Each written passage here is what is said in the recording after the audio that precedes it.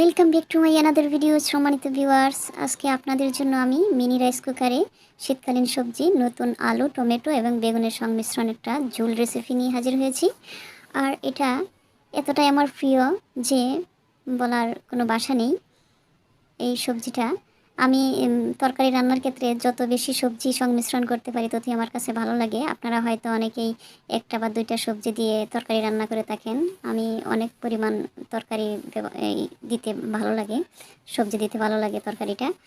তো যদি আজকে আমার এই রেসিপিটা ভালো লাগে অবশ্যই আপনারা লাইক কমেন্ট শেয়ার করবেন এবং নতুন ভিউয়ার্স যারা আছেন চ্যানেলটাকে সাবস্ক্রাইব করে নোটিফিকেশন অন করে রাখবেন, পেজটাকে ফলো দিয়ে রাখবেন, তাতে নতুন ভিডিও আপলোড দেওয়ার সাথে সাথেই আপনাদের কাছে নোটিফিকেশন পৌঁছে যাবে।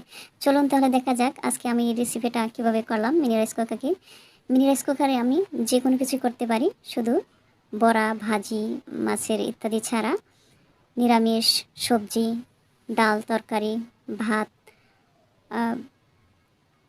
খিচুড়ি থেকে শুরু করে সব কিছু এটাতে রান্না করা যায়। আলাদা কোনো কারি কুকারের প্রয়োজন হয় না। তো এই শীতে গ্যাস না থাকায় এই কুকারটা আমার অনেক উপকার করেছে, যে বলার ভাষা নেই। আনবিলেবল, আসলে অনেকটা উপকার হয়েছে, নইলে আরও অনেকটা কষ্ট করতে হতো। আমি ভিউয়ার্সদের জন্য নতুন কোনো কিছু আইটেম নিয়ে হাজির হই না, প্রতিদিন নর্মাল যে রান্না করি সেটাই আপনাদেরকে দেখাই থাকি। এখানে আমি কুকারে কিছুটা পেঁয়াজ কুচি দিয়ে দিচ্ছি সরিষার তেল। আমি সরিষার তেল দিয়েই সাধারণত রান্নাগুলো করে থাকি। তেলটা যখন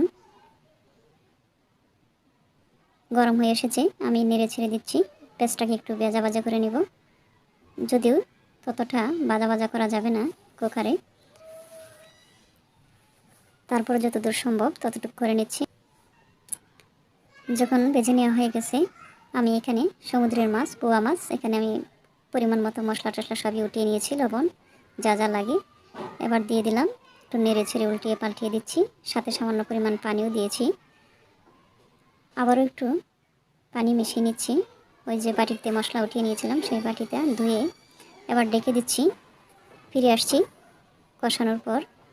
দেখতে পাচ্ছেন আমার মাছটা ভালোভাবে ভলক উঠে আসছে। যখন কষানো হয়ে যাচ্ছে তখন আমি একটু নাড়িয়ে দিচ্ছি ঢাকনাটা খুলে। এভাবে নাড়িয়ে ছাড়িয়ে আমি ভালোভাবে মাছটাকে কষিয়ে নিচ্ছি। আবারও আমি ঢাকনাটা খুলে মাছগুলো যখন কষিয়ে নেওয়া হয়ে গেছে আমি উঠিয়ে নিচ্ছি।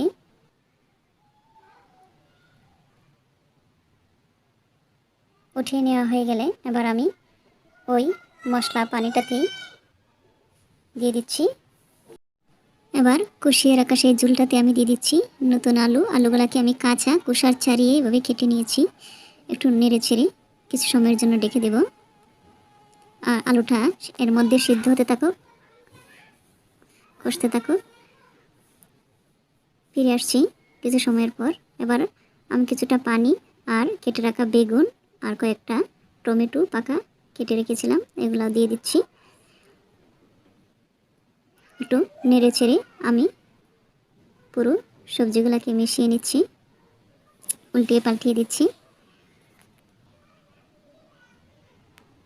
এ পর্যায়ে আমি কিছু সময়ের জন্য রেখে দেব। ফিরে আসছি কিছু সময় পর। আবার একটু আমি নেড়ে ছেড়ে দিচ্ছি। আবারও আমি কিছু সময়ের জন্য রেখে দিলাম। তরকারিটা ভালোভাবে হওয়ার জন্য অপেক্ষা করছি। এ পর্যায়ে আমি কুকারের ভলিউমটা একটু কমিয়ে দিয়েছি, যাতে করে বলকিয়ে সাইডে ঝোল না পড়ে। তাই একটু সময় লাগবে আমার তরকারিটা হইতে। আর আস্তে আস্তে বলকাইতে শুরু করেছে, দেখতে পাচ্ছেন। আমি আবার একটু নেড়ে ছেড়ে দিচ্ছি। সবজিগুলো আমার ভালোভাবে সিদ্ধ হয়ে গেছে।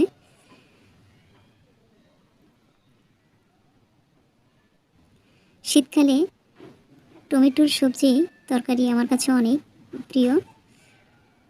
আর এভাবে ঝোল রান্না করলে আমার আর কিছুর প্রয়োজন পড়ে না।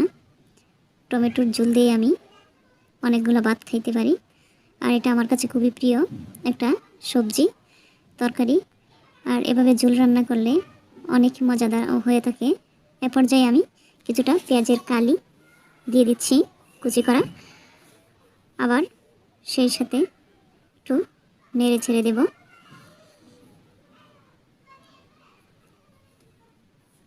পেঁয়াজের কালিটাও সবজি তরকারির স্বাদটা একটু বাড়িয়ে দেয়। এই শীতকালে বাজারে অ্যাভেলেবেল পেঁয়াজের কালি পাওয়া যায়।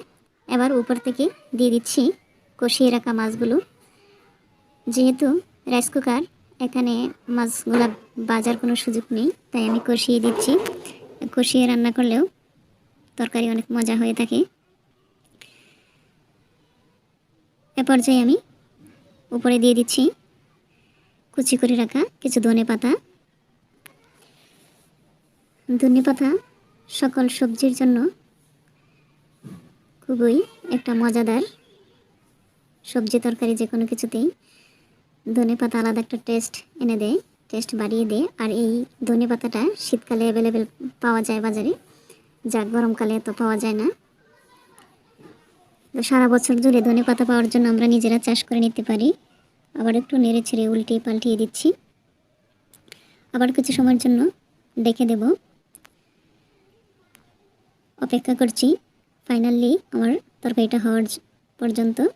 দেখতেই পাচ্ছেন খুব সুন্দরভাবে বলকাইতে শুরু করছে আর বাবল উঠে আসতেছে। যখন এরকম ছোটো ছোটো বাবল উঠে আসবে তখনই আমার তরকারিটা কমপ্লিটলি হয়ে গেল। আজ এ পর্যন্তই। আল্লাহ হাফেজ।